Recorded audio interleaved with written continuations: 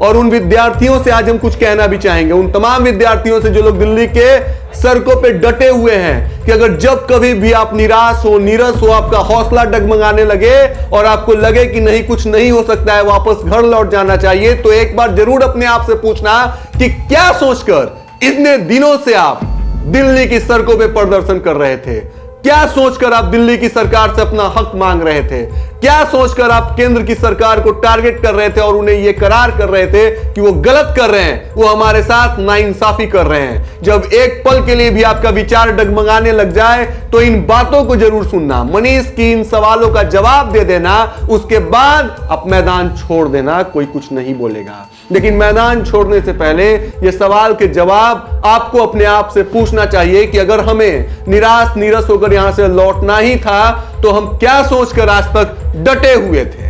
मुद्दा यह नहीं है कि तुम्हें परवाह कितना है, मसला यह है कि इसका प्रभाव कितना है। प्रवाह और प्रभाव में बहुत अंतर है। प्रवाह उनको हो या ना हो, प्रभाव पड़नी चाहिए।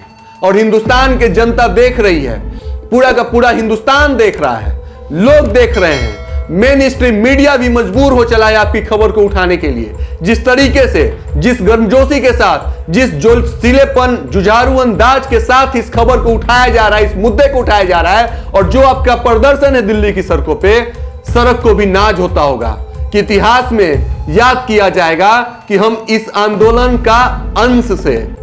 साथ ही साथ आप सभी को यह भी हम कहना चाहेंगे कि जब कभी भी आपका कदम वहां से डगमगाए तो आप बाज को याद करना। ईगल की कहानी, ईगल को हम बचपन से जानते हैं, बचपन से सुनते आ रहे हैं। बर्ड्स किंगडम का उसे राजा कहा जाता है। जैसे जंगल का राजा शेर होता है, वैसे ही बर्ड्स किंगडम का राजा ईगल होता है। आपको पता है एक ईगल की औसतन आयु कम से कम 70 साल की होती है। 70 साल की उम्र तक एक ईगल जीता है, लेकिन उसके जिंदगी में एक क्षण आता है, 40 साल की उम्र होते होते तक ईगल उड़ान नहीं भर पाता है। ईगल के 40 साल जब उम्र पूरे होते हैं तो ईगल का जो चोंच है, जिससे वो न जाने कितने शिकार किया होगा 40 साल के बीच में, उसका आगे का नुकीला चोंच बेंड हो जाता है आगे की तरफ। उसके जो पंख हैं वो उस पे फीदर्स जो जमे होते हैं वो मोटे मोटे हो जाते हैं, बड़े बड़े हो जाते हैं, जिससे वो बेचारा उड़ नहीं सकता है। उसके जो पैर के नाखून है वो भी बेंड हो जाते हैं, जिससे वो अपने शिकारी को पकड़ नहीं सकता है। इतना सब कुछ होने के बाद 40 साल की उम्र में बाज के सामने ये चुनौती आती है कि अब वो करे तो करे क्या। उसके सामने दो रास्ते नजर आते हैं कि एक तो वो अपनी जिंदगी को तमाम कर दे, इच्छा मृत्यु को स्वीकार कर ले और इस जहां से अपने आप को अलविदा कह दे, क्योंकि उसे पता है कि कोई भी हमें खाना खिलाने वाला अब नहीं है, हमारे सामने अब शिकार नहीं आएगा, तो हथियार डाल देनी चाहिए। और दूसरा रास्ता यह है कि बाज फाइट करे। आप ध्यान से इसके दूसरे रास्ते और दूसरे कहानी को अब सुनिएगा जो मैं आपको बतलाने जा रहा हूं कि पता है 40 साल की उम्र होते होते तक जो बाज होता है वो जिस जगह पे होता है उस जगह की सबसे बड़ी ऊंचाई पे चला जाता है, पत्थर पे, चट्टान पे चला जाता है, और बाज बार बार अपने चोंच को पत्थर पे पीटता है और पीट पीट कर बाज अपने चोंच को तोड़ देता है। सोचिए कि उस वक्त कितना उसको पीड़ा हो रही होगी, कितना उसको दर्द हो रहा होगा जब उसके चोंच से खून निकल रहे होंगे और वो अपने चोंच को पत्थर पे पीट पीट के तोड़ रहा होगा। सोच लीजिए आप कि कितना दर्द में बाज की जिंदगी गुजर रही होगी।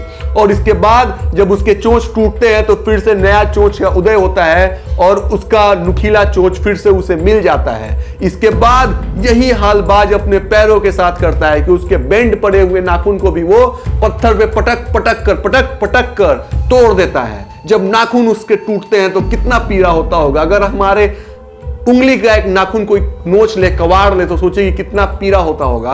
और बाज ये काम करता है 40 साल की उम्र में, पत्थर में पटक कर अपने नाखूनों को तोड़ता है, फिर अपने चोंच से अपने फिदर को, अपने पंख को नोचता है, क्योंकि उसका पंख बहुत मोटा, बहुत भारी हो चुका होता है, जिसके कारण वो उड़ान नहीं भर पाता है। लेकिन बाज इतना पीड़ा सहने के बाद भी अपने पंख को अपने चोंच से नोचता है, और नोचने के बाद उसके दोबारा से पंख पुराने की तरह दिखने लग जाते हैं। नए चोंच, नया पंख, पैर के नाखून टूट जाते हैं तो नवा नवा उसका पैर और नाखून दिखता है। और बाज उसके बाद अपना रिवर्थ लेता है, मतलब उसकी जिंदगी की नई शुरुआत होती है और बचे हुए 30 साल को वो राजा की तरह जीता है, शानदार जिंदगी को जीता है। मतलब इस कहानी से अंश ये निकलता है, और ये एसएससी के विद्यार्थियों के लिए है कि आहुति तो देनी पड़ेगी। ये जिंदगी है, इतना आसान नहीं है, इतना साधारण नहीं है। जिंदगी में समस्याएं तो होंगी, तभी तो कहते हैं कि जब तक जिंदगी है तब तक झमेले हैं, इसके बाद सब के सब अकेले हैं। तो तय आपको करना है कि अभी आहुति देना है या फिर जो कुछ चल रहा है उसे चलते देना है। आप सभी विद्यार्थियों से अनुरोध है कि भारी संख्या में आवाज उठाइए, मुहिम छेड़िए, सरकार के कानों तक आप अपनी आवाज पहुंचाइए। हम जैसे सार्थक लोग यहां बैठे हैं, इस माध्यम से सरकार तक आपकी आवाज पहुंचेगी। और जिस तरीके से एनएसयूआई ने, विपक्ष ने आप लोगों को साथ दिया है, उनका भी साथ मिल रहा है। जिस तरीके से विद्यार्थियों की संख्या बढ़ती जा रही है, जिस तरीके से विद्यार्थी प्रोटेस्ट कर रहे हैं, जरूर एसएससी को यह सोचना पड़ेगा कि 3 साल तक कैसे हम डिले कर सकते हैं किसी भी चीज के रिजल्ट को, कैसे विद्यार्थियों की मेडिकली फिट होने के बाद भी ज्वाइनिंग नहीं हो पाती है।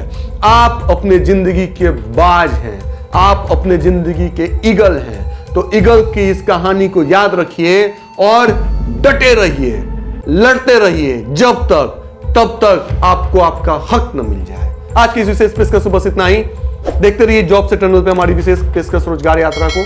धन्यवाद।